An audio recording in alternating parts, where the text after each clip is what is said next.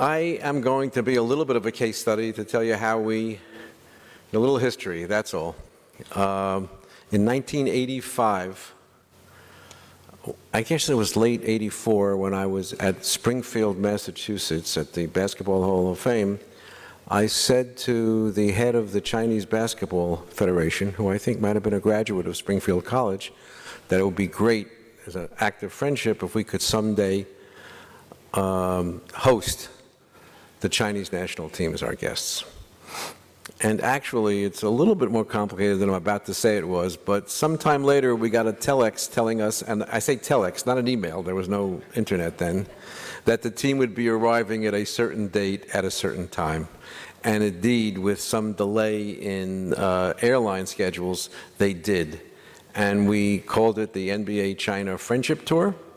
We actually hired a coach, Ed Badger, who was an assistant coach at the NBA.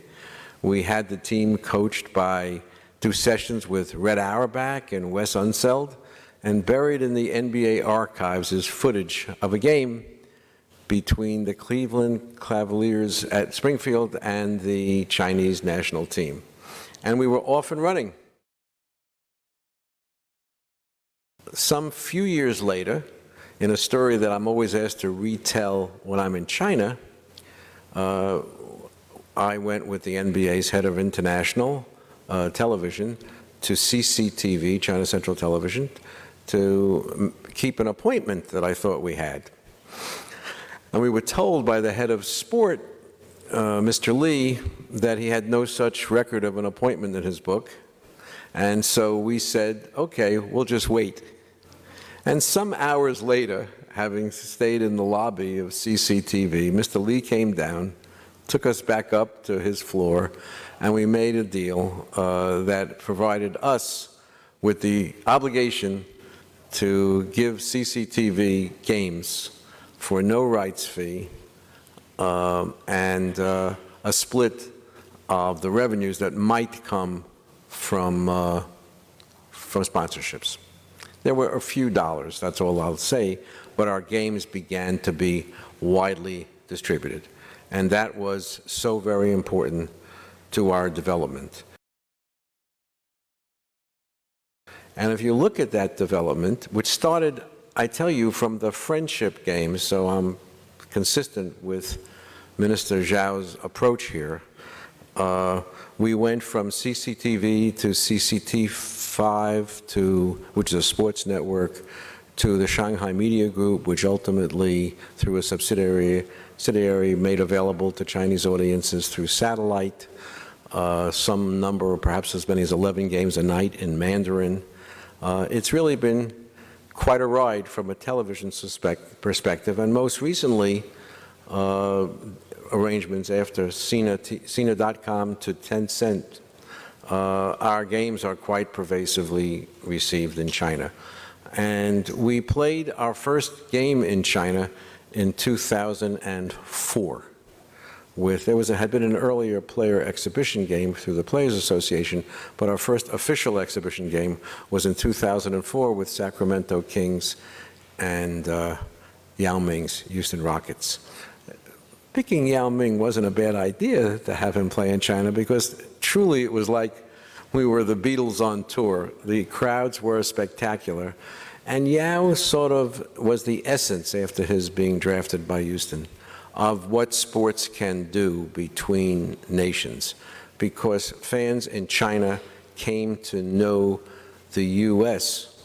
through Yao's travels to cities and places that perhaps they didn't know about, and fans in the U.S. got to know about China as Yao explained more and more about his upbringing, about how he got to play basketball, about the Chinese Basketball Association, and many other things. Of course, I add that Yao is now the head of the commissioner of the Chinese Basketball Association and the league, and I'm expecting great things from that and from the collaboration that we have. This year's games will continue the tradition of playing every year when we were operating. We've played in Shanghai, we've played in Beijing, we played in Guangzhou, and this year the NBA will play in Shenzhen, in addition to Shanghai. And I guess the story of Chinese basketball development and its speed can almost be a parable that follows arena development in China.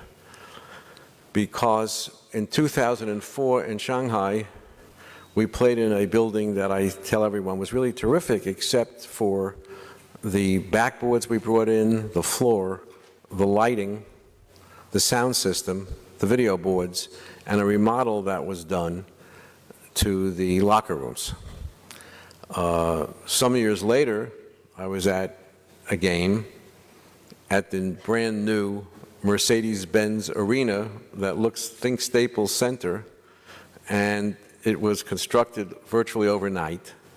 And of course, we know that the 2008 Olympics were held in the Beijing, or then the MasterCard Arena in Beijing.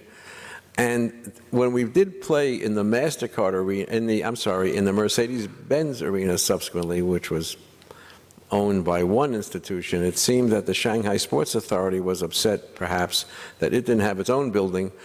So they built one virtually around the corner.